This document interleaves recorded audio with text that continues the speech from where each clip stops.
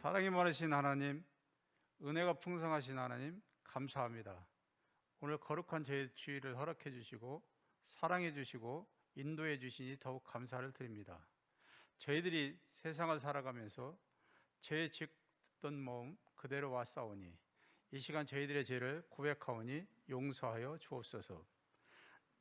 주님, 주님의 말씀대로 살지 못하고 주님의 뜻대로 이루지 못한 것을 고백합니다. 주님 용서하여 주옵소서. 또한 내 마음과 내 뜻대로 살았던 것을 고백합니다.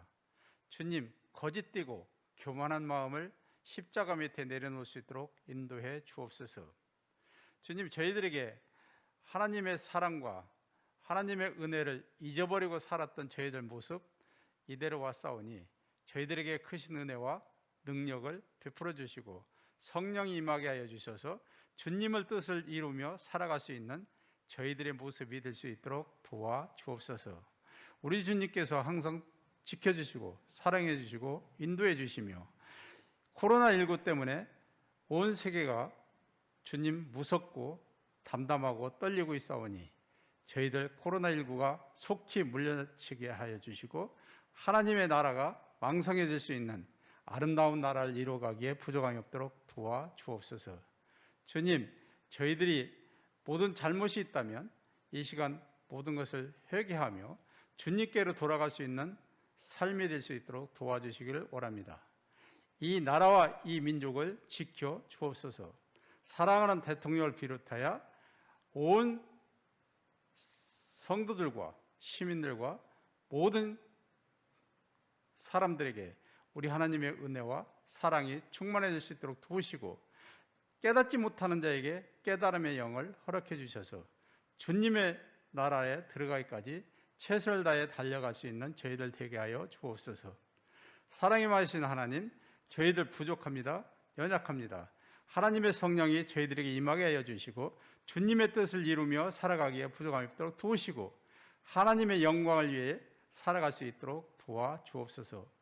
사랑하는 담임 목사님에게 힘을 주시고 능력을 주시고 하늘의 권세를 들려주셔서 하나님의 말씀을 선포하실 때 하나님의 은혜와 능력이 더할 수 있도록 도우시고 그 말씀을 받는 모든 심령들이 새로워지게 하여 주시며 거듭날 수 있도록 인도해 주옵소서. 그 말씀대로 살아갈 수 있도록 실행에 옮길 수 있도록 도와 주옵소서. 사랑의 마신 하나님, 이 시간 간절히 받고 원합니다. 멀리 세계 선교를 하는 선교사님들에게 우리 하나님이 도우시고 사랑해 주셔서 하나님의 은혜와 사랑의 진리를 깨달으며 주님의 말씀대로 이루어갈 수 있는데 최선을 다할 수 있는 선교사님들 되게 하여 주옵소서. 박충성, 최미경, 김창기, 정덕경 선교사님에게 주님 이 어려움 속에서도 모든 것을 승리할 수 있도록 도우시고 담대히 나갈 수 있는 믿음 허락하여 주셔서 죽어간 영혼들을 구원할 수 있도록 도우시고 저희들의 가정들이 있습니다. 가족들이 있습니다. 지켜주시고 어려움을 당하지 않도록 인도해 주시옵소서. 우리 주님께서 저희들을 사랑해 주시기를 바라오며 더욱 믿음의 승리자가 될 수 있도록 인도해 주시기를 원합니다. 남아공 선교회와 나눔의 교회 위에도 우리 하나님의 뜻이 이루어질 수 있도록 도와 주옵소서. 우리 주께서 항상 도우시고 사랑하시며 사랑하는 신고목계 성도님들 가정가정에 사랑과 평안과 행복이 더할 수 있도록 도우시고 인도해 주시기를 원합니다. 주님 이 시간 몸이 아픈 자들을 찾아가 주시기를 원합니다. 저희들에게 하나님의 성령이 임하여 주셔서 하나님의 오른손이 얹혀지게 하여 주셔서 저희들 일어나며 아버지의 기력의 힘을 얻고 하여 주셔서 믿음의 승리자들이 될 수 있도록 도와주시기를 원합니다. 우리 주께서 항상 도우시고 사랑해 주시며 저희들을 주님의 뜻을 이루기에 최선을 다하며 살아갈 수 있도록 도우시고 주님의 나라에 들어가기까지 함께 갈 수 있는 저희들 되게 하여 주옵소서. 우리를 구원해 주시는 사랑만 하신 예수님의 이름으로 기도드리옵나이다. 아멘. 구약성경 70면에 있는 창세기 44장 18절부터 마지막 절 34절까지 가정에 계신 분들은 이제 제 목소리에 따라서 같이 읽어주시면 되겠습니다. 우리 하나님의 말씀을 우리 다 같이 한번 봉독하도록 하겠습니다. 유다가 그에게 가까이 가서 이르되 내 주여 원하건대 당신의 종에게 내 주의 귀에 한 말씀을 아뢰게 하소서. 주의 종에게 노하지 마소서. 주는 바로와 같으심이니이다.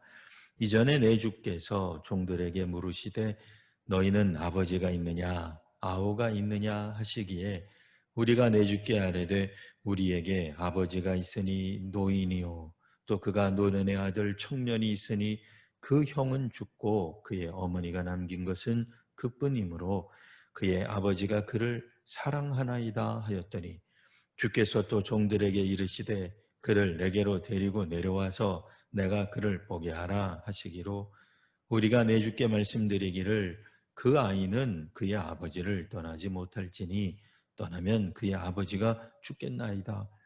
주께서 또 주의 종들에게 말씀하시되 너희 막내 아우가 너희와 함께 내려오지 아니하면 너희가 다시 내 얼굴을 보지 못하리라 하시기로 우리가 주의 종 우리 아버지에게로 도로 올라가서 내 주의 말씀을 그에게 아뢰었나이다. 그 후에 우리 아버지가 다시 가서 곡물을 조금 사오라 하시기로 우리가 이르되 우리가 내려갈 수 없나이다. 우리 막내 아우가 함께 가면 내려가려니와 막내 아우가 우리와 함께 가지 아니하면 그 사람의 얼굴을 볼 수 없음이니이다. 주의 종 우리 아버지가 우리에게 이르되 너희도 알거니와 내 아내가 내게 두 아들을 낳았으나 하나는 내게서 나갔으므로 내가 말하기를 틀림없이 찢겨 죽었다 하고 내가 지금까지 그를 보지 못하거늘 너희가 이 아이도 내게서 데려가려 하니 만일 재해가 그의 몸에 미치면 나의 흰 머리를 슬퍼하며 수월로 내려가게 하리라 하니 아버지의 생명과 아이의 생명이 서로 하나로 묶여 있거늘 이제 내가 주의 종 우리 아버지에게 돌아갈 때에 아이가 우리와 함께 가지 아니하면 아버지가 아이의 없음을 보고 죽으리니 이같이 되면 종들이 주의 종 우리 아버지가 흰 머리로 슬퍼하며 수월로 내려가게 함이니이다. 주의 종이 내 아버지에게 아이를 담보하기를 내가 이를 아버지께로 데리고 돌아오지 아니하면 영영히 아버지께 죄짐을 지리이다 하였사오니 이제 주의 종으로 그 아이를 대신하여 머물러 있어 내 주의 종이 되게 하시고 그 아이는 그의 형제들과 함께 올려 보내소서. 그 아이가 나와 함께 가지 아니하면 내가 어찌 내 아버지에게로 올라갈 수 있으리이까. 주렵건대 재해가 내 아버지에게 미침을 보리이다. 아멘.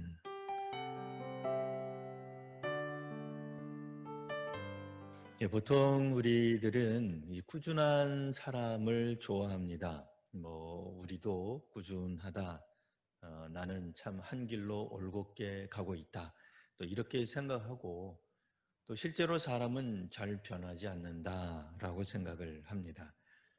사실 사람들이 잘 변하지 않은 것이 좋은 이유는 우리가 그 다음에 그 사람을 볼 때 그 다음에 어떤 일이 벌어질지 예측이 가능하기 때문에 그렇습니다.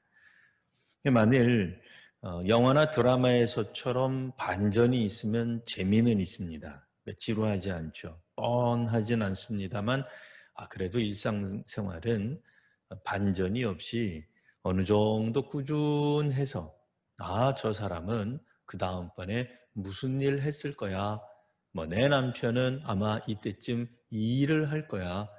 우리 아이는 틀림없이 어땠을 거야. 이렇게 예측이 가능해야지 영화나 드라마처럼 매번 반전이 일어나면은 그거 피곤하죠. 우리가 불안해질 겁니다. 여하튼 기본적으로 사람들은 자기 자신을 포함해서 사람들은 기본적으로 잘 변하지 않는다 생각을 하기 때문에 만일 사람이 갑자기 바뀐다, 변한다, 그러면 뭐라고 얘기해요? 저 사람이 혹 죽으려나?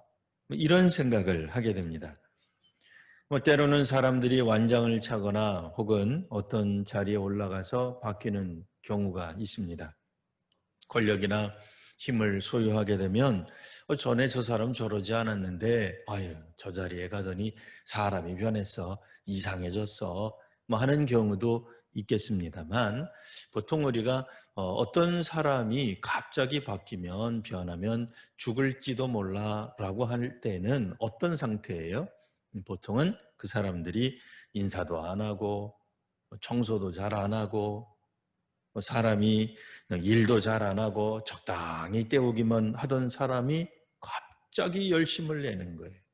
인사도 잘하고 청소도 잘하고 이 조금만 뭐라 그래도 공격적으로 막 반응하던 사람 뭐 그냥 히스테리처럼 말이죠. 아주 공격적으로 나오던 사람이 굉장히 부드럽고 착해지고 누가 그냥 뭐 발을 밟아도 웃어주고 이렇게 바뀌면 갑자기 우리 가슴에 철렁 내려앉으면서 뭐라 그래요?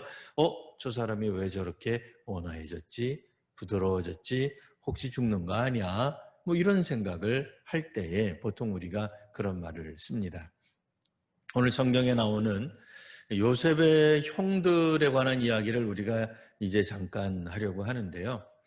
요셉의 형들도 사실 바뀐 점이 있었습니다. 어떤 점에서 바뀌었는지 우리가 성경을 통해서 한번 잠깐 살펴보려고 합니다. 사실 구약 성경이 쓰여졌을 당시에도 장유유서라 그럴까요? 물론 구약 성경 당시에는 장유유서라는 개념은 없습니다. 그런 말은 없어요. 표현은 없지만 이런 어떤 위계질서라 그럴까요?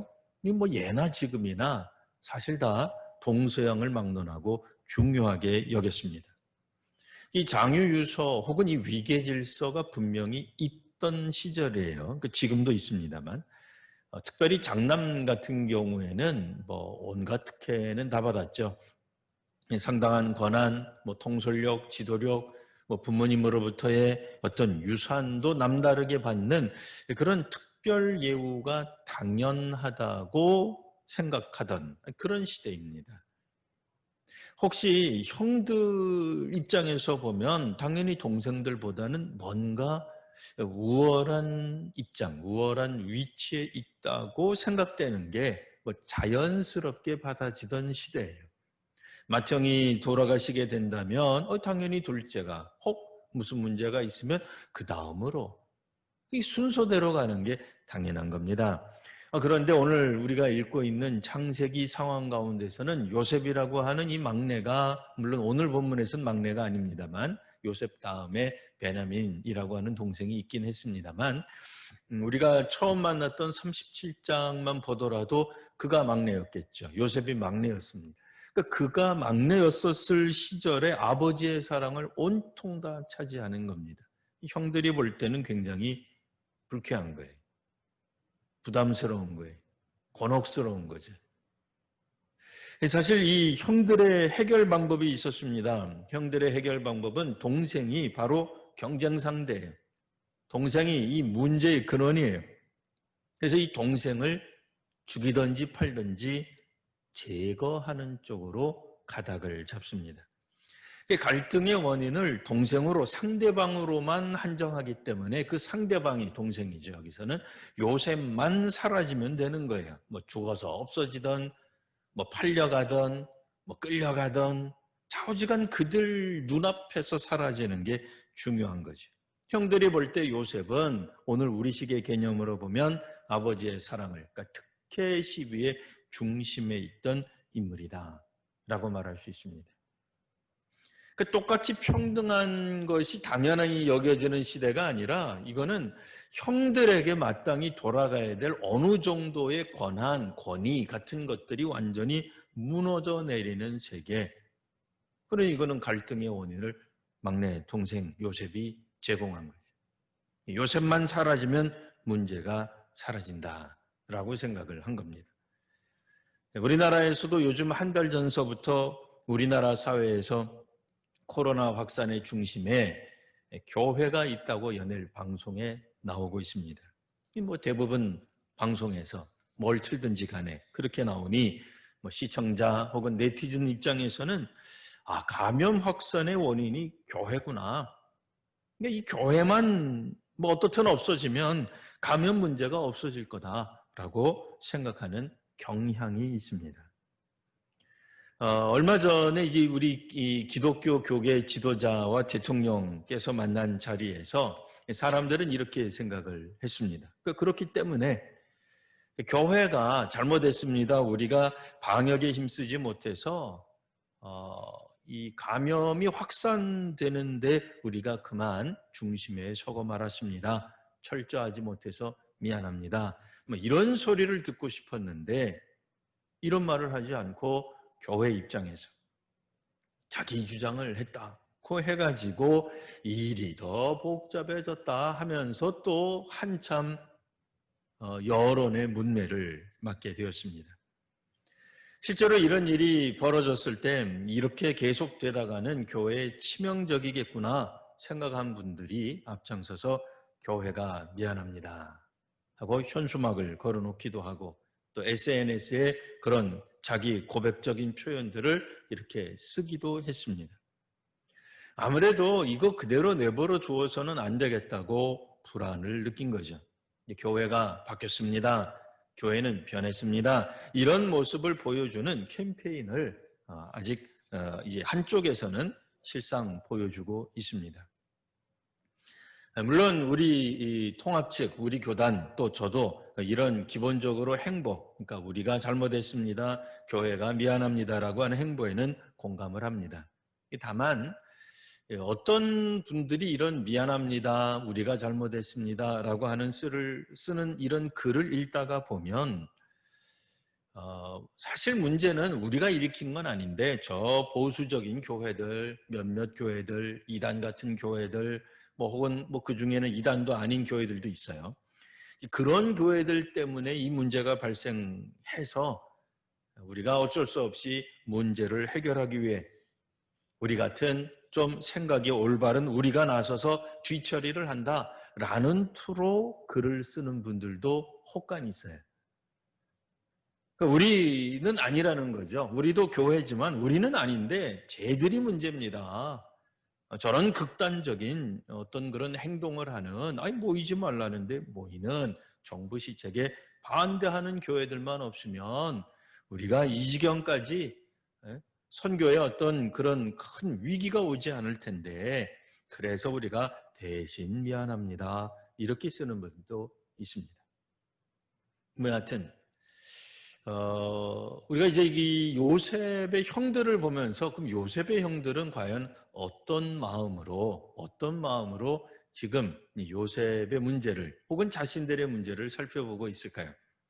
우리가 잘 아시다시피 37장 첫머리에 나온 것들은 그의 형들이 아버지가 형들보다 요셉을 더 사랑해서 그를 미워하기 시작했다 이렇게 나와요. 요셉에게 편안히 말도 못합니다. 이 사실 아버지 때문이에요. 요셉 때문이에요. 뭐 그렇다고 해서 아버지를 제거하지는 않습니다. 그러니까 아버지는 장유유소요. 뭐 위계질서가 분명하기 때문에 그대로 두고 자기들보다 약한, 못난, 허접한, 생각이 모자란, 엉뚱한, 정신없는 요셉만 제거하기로 생각하죠. 또 실제로 요셉이 꿈을 꾸고 난 다음에 형들에게 말하자 형들은 요셉을 더욱더 미워하게 됩니다. 게다가 두 번째 꿈을 꾸고 나서는 아예 시기합니다. 그러니까 성경을 읽다가 보면 형들은 처음에 원인이 무엇이었든지 간에 요셉을 미워하고 요셉을 시기하는 것이 당연한 것처럼 혹은 정당성을 부여하는 것처럼 혹은 시간이 지날수록 요셉을 미워하는 것이 점점 더 강해지는 모습을 보여줍니다. 나중에 형들이 있는 곳에 요셉이 찾아오는 일이 있죠. 우리식으로 말하면 뭐예요? 도시락 싸들고 찾아오는데 저 멀리서 가까이 오기도 전에 형들이 무슨 생각을 해요? 멀리서 요셉을 보고는 죽이기로 결정합니다. 그래서 뭐라고 생각을 해요? 자, 서로 말하되 꿈꾸는 자가 오는도다 이런 말을 합니다. 우리가 생각하는 것처럼 비전에 가득 찬 미래에 하나님이 쓰시는 그런 개념이 결코 아니에요. 우리가 생각하는 그런 긍정적 의미의 꿈꾸는 자가 오는 도도가 아니라 저기 우리가 죽여야 될 말도 안 되는 꿈이나 꾸고 있는 헛된 꿈이나 꾸면서 그것을 발설하는 저자를 우리가 죽이자, 이렇게 얘기를 하죠. 자, 그래서 그를 구덩이에 던지자. 그리고 악한 짐승이 그를 잡아먹었다고 하자. 그의 꿈이 어떻게 되는지 우리가 볼 것이니라, 이렇게 얘기를 하죠. 그러니까 철저하게 요셉의 꿈을 망가뜨리고 없애고 제거하고 죽이는 생각을 합니다. 물론 이제 그때 큰형 장남 르우벤이 한마디 합니다. 그의 생명을 해하지 말자. 그냥 구덩이만 만들어서 던져놓고 손을 대지 말자, 이런 얘기를 합니다. 또 유다도 이야기하기를 우리가 우리 동생을 죽이면 무슨 유익이 있느냐 우리에게. 그래서 이스마엘 사람들에게 팔자, 그런 얘기도 하기는 해요. 그러나 어쨌든 동생을 제거하게 됩니다. 세월이 한참 흘러서 총리가 된 요셉이 자기 막내를 데려오라고 이야기를 합니다. 자, 이럴 때 어떤 일이 벌어져요? 이 형들이 그때 하는 이야기는 42장이 이렇게 나옵니다. 자, 우리가 우리 아우의 일로 말미암아 범죄하였도다. 그가 우리에게 애걸하였을 때, 요셉이 아마 애걸을 했을 거예요. 팔지 말아달라고, 죽이지 말아달라고. 그의 괴로움을 보고도 듣지 아니하였으므로 우리에게 그 괴로움이 우리에게 임하도다. 자기 잘못이라고 하는 걸 알아요, 이분들이. 근데 그때 이제 루벤이 이런 말을 합니다. 전에 그래도 자기 동생 죽이지 말고 구덩이만 파고, 또 사실 짐짓 마음속에는 이렇게 해가지고 아버지께로 돌아가게 해야지 하는 마음이 전혀 없었던 게 아니에요. 있었어요. 성경에도 그렇게 묘사를 하고 있습니다. 근데 여하튼 총리가 된 요셉을 알아보지 못한 형들이 이같이 자신들의 어떤 그런 위기 가운데서 옛날 잘못을 기억해낼 때 루벤이 이렇게 얘기를 합니다. 내가 너희에게 그 아이에 대하여 죄를 짓지 말라고 하지 아니하였더냐? 그래도 너희가 듣지 아니하였느니라. 그러므로 그의 핏값을 치르게 되었도다. 이게 조금 얄밉게 들으면 내가 뭐라 그랬어? 그런 짓 하지 말자 그랬잖아. 왜 내 말 안 듣고 그래가지고 결국은 일을 이 지경까지 만드는 거야? 라는 것처럼 들려요. 오늘날 우리 한국교회도 이렇게 어떤 사태가 벌어지고 교회에 위기가 오면 분석 잘 하시는 분들이 있습니다. 이야기를 아주 잘해요. 이렇게 하면 한국교회 문 닫는다 그랬잖아요. 망한다 그랬잖아요. 전도가 안 된다 그랬잖아요. 문제가 생긴다 그랬잖아요. 결국 내 말 안 듣더니 결국 이 지경까지 된 거 아닙니까? 라고 마치 루벤처럼 말하는 사람들이 있습니다. 근데 반면 오늘 우리가 읽은 본문 유다는 어떻습니까? 거의 마지막 부분 33절에 이렇게 나옵니다. 이제 주의 종으로 자기를 말하죠. 이 아이를 대신하여, 그 아이를 대신하여, 베냐민을 대신하여 머물러 있어 내 주의 종이 되게 하시고, 그러니까 자기가 대신 요셉의, 그러니까 이 애굽의 볼모로 잡히겠습니다 라고 얘기를 하는 거예요. 그래서 이 아이 베냐민은 그의 형제들과 함께 아버지에게로, 우리 아버지 야곱에게로 함께 올려보내십시오. 유다, 그러니까 형들도 사실은 상당히 많이 바뀌었습니다. 동생을 미워해서, 동생을 문제의 근원이라고 여겨서 동생만 제거하면 된다라고 생각하던 형이 아니에요. 일전의 사건들을 통하여서 이미 형들은 자신들의 죄를 분명하게 보았습니다.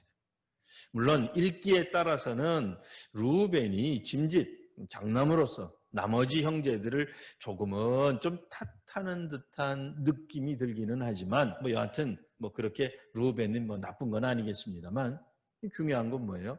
오늘 본문에서는 유다예요. 유다가 어떤 행동을 취합니까? 잔을 가져갔다고 의심받는, 아니 실제로 잔이 드러났죠. 예. 그의 주머니 속에서 잔이 발견됐기 때문에 베냐민이 꼼짝없이 잡혀야 되는데, 그 잘못을 저지른, 문제를 일으킨, 문제의 원인이요, 갈등의 원인이 된 베냐민 대신 자신이 남겠다고 이야기를 하는 거예요. 자기가 볼모로 잡히겠습니다. 자기가 평생도록 애굽의 종이 되겠습니다. 자기가 모든 동생의 모든 잘못을 책임지고 남겠다고 이야기를 합니다. 그럼 이 베냐민이 누구예요? 요셉만큼이나 아버지의 사랑, 특혜를 독차지하는 인물이에요.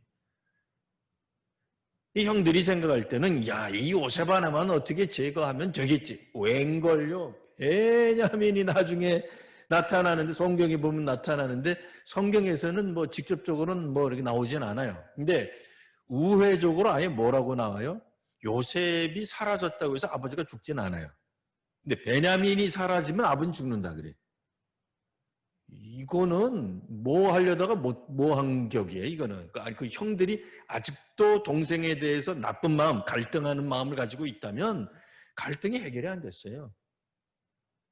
더 증폭된 거예요. 요셉만 해결하면은 괜찮을 줄 알았어요. 아버지의 사랑이 골고루 평등하게 올 줄은 웬걸. 맨 마지막 요셉 다음에 태어난 베냐민이 아버지의 사랑을 더더욱 받는데, 이건 뭐 요셉 저리 가라예요, 사실은. 그런데 형들이 바뀐 거예요. 엄청나게 바뀐 거죠. 요셉의 일을 마음 아파할 뿐만이 아니라, 물론 짐짓 탓을 하는 뭐 로벤 같은 형님도 없지 않아 있긴 합니다만, 유다의 변화된 모습은 정말 놀라울 만한 것이죠. 물론 유다만이냐 아니면 유다 이외의 다른 형제들도 그랬느냐, 뭐 그게 중요한 게 아니에요. 중요한 건 뭐예요? 형들이 분명히 바뀐 거예요. 확실히 바뀐 거예요. 전에는 갈등의 원인을 남에게 둔 거예요. 동생에게 둔 거였어요. 동생만 제거하면 되는 거였어요. 근데 이제는 알아요. 뭐래요? 갈등의 원인이 이제는 자기네들이 된 걸 안 거예요. 문제의 원인이 오히려 자기들 속에 있다는 걸 알아요. 그래서 전에는 동생을 탓하고 동생만 제거하면 되겠거니라고 하지만, 유다는 이제는 적어도 뭐 형들 대표라 그럴까요? 오늘 본문 안에서 어쨌든 뭐 유다만 돋보이는 것처럼 되어 있기는, 어쨌든 뭐 유다는 이야기하기를 베냐민, 왜요? 베냐민이 지금 문제를 물론 베냐민이 직접 한 건 아니라는 거 다 알고 계십니다. 하지만 여하튼 이야기 전개상 지금 이 온 가족, 아버지 빼놓고 온 형제들이 위기에 빠진 거는 베냐민이에요. 아니, 이 녀석이 뭐 그렇게 이렇게까지 애굽에서 은혜를 받고 돌아가는 중에 뭐 그것까지 훔치고, 뭐 이런 생각 들 거 아니에요. 너 때문에 지금 우리가 뭐냐? 유다도 내가 너 책임져야 되는데 네가 이런 짓을 왜 했느냐? 얼마나 악하다고 말할 수 있어요. 네 형도 그러더니만 너는 어떻게 된 애가, 이제 어머니가 좀 많았잖아요. 어쨌든 네 형도 그러더니만 너 왜 그러느냐? 뭐 이렇게 할 수도 있는데, 어떤 측면에서 보면 또 다른 이제 그 어머니에서 태어난 유다가 그런 얘기하지 않아요. 이제는 자기가 그 짐을 지고 가는 거예요. 어떤 측면에서 보면 이 모습 때문에 이제 우리가 이제 다음 장을 읽게 되면 요셉이 자신의 이제 신분을 밝히게 되는 그런 모습이 나옵니다. 요셉이 형들을 못 믿었다고 생각되지는 않습니다. 갑자기 형들도 자기와 더불어 큰 어떤 권력의 옆에 서게 되면 이 형들이 과연 옛날처럼 또 이상한 짓 하지 않을까, 뭐 그래서 걱정해서 요셉이 이것저것 했는지 뭐 그렇게는 나오지 않습니다. 중요한 건 뭐예요? 형들이 분명히 바뀌었다는 모습이 보여지고 있는 겁니다. 오늘 우리가 생각해 볼 것은, 예전에 탈무드에 그런 얘기가 있었어요. 어떤 마을에 한 사람, 한 가정이 너무 배가 고파서 이제 부득이 남의 집의 것을 살짝 이제 훔칩니다. 그가 이제 걸린 거예요. 발각이 됐어요. 그에게 엄벌을 처하려고 할 때 우리 아시는 바와 같이 랍비의 이야기를 또 듣죠. 또 유명한 이야기를 듣잖아요. 그럼 가족이 그렇게까지 배가 고파서 굶어 직전까지 되어서 음식을 훔칠 정도가 되도록 마을 사람들은 뭐 했냐 이거예요. 마을 사람들의 공동 책임을 지도록 하죠. 어떤 측면에서 보면 지금 이 형들이 확실히 바뀌었습니다. 성경을 따라 읽으면, 창세기를 따라 읽으면 전에는 갈등의 원인, 문제의 그 원흉이라 그럴까요? 중심에 있는 그 사람만 제거하면 된다. 다 남 탓으로 돌렸어요. 동생 탓이에요. 동생만 없으면 돼요. 이것도 이제 베냐민 탓이잖아요. 뭐 어찌되었든 베냐민만 없어지면 되는 거 아니에요?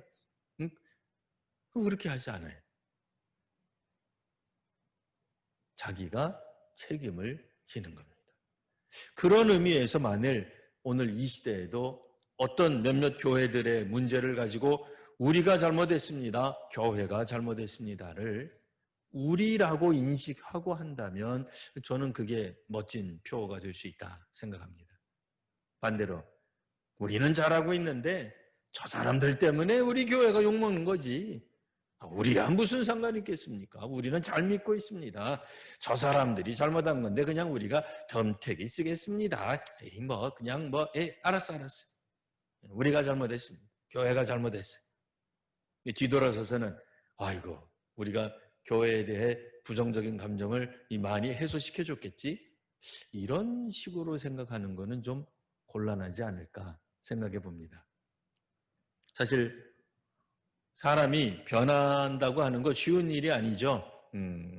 그러나 우리도 주 안에서 정말 우리라고 하는 생각을 갖는 것, 이것이 필요하다고 볼 수 있습니다. 믿음의 사람들의 문제는 곧 우리의 문제입니다. 구역원의 아픔의 문제는 구역장의 문제입니다. 우리가 다 같이 아파하고 다 같이 힘든 것입니다. 이것을 남의 문제, 저 사람만 제거되어서 돼야 될 문제가 아니라 이 시대 우리 한국교회가 함께 짊어지고 가야 될 문제라고 생각합니다. 오늘 이 시대에 뭐 꼬리를 자르듯 문제가 되는 어떤 몇몇 사람들만 잘라서 한국교회의 신앙의 정통성을 유지하고 있다고 말하기보다는 우리 모두의 문제로 알고 우리가 다시 한번 새로워지는 한국교회, 또 우리 교회, 우리들 자신이 되어야 될 것입니다. 다시 한번 하나님 앞에서 새로워지며 하나님의 말씀에 순종하는 우리 모든 성도님들, 저와 여러분 모두가 되시기를 바랍니다. 기도하겠습니다. 거룩하신 주님, 오늘도 우리가 주의 말씀을 듣습니다. 말씀 가운데로 나아갑니다. 성경에 나타난 유다처럼 이것을 우리가 대신 짊어지고 나아가는 저희가 되게 하여 주옵소서. 조금 더 비난함 없이 우리가 그들을 우리에게서 잘라냄 없이 함께 더불어 나아가며 더불어 살아가는 오늘 저희들이 되게 하여 주옵소서. 거룩하신 우리 구주 예수님 이름으로 기도드리옵나이다. 아멘. 이제는 우리 구주 예수 그리스도의 은혜와 아버지 하나님 극진하신 사랑하심과 성령의 충만케 하시는 역사하심이 오늘도 주의 말씀에 따라 다시 한번 우리 가운데 있는 연약함을 위하여 함께 노력하며 함께 회개하며 함께 하나님 앞에 나아가는 믿음의 사람들 위해 이제로부터 영원토록 함께 하시기를 축원하옵나이다. 아멘.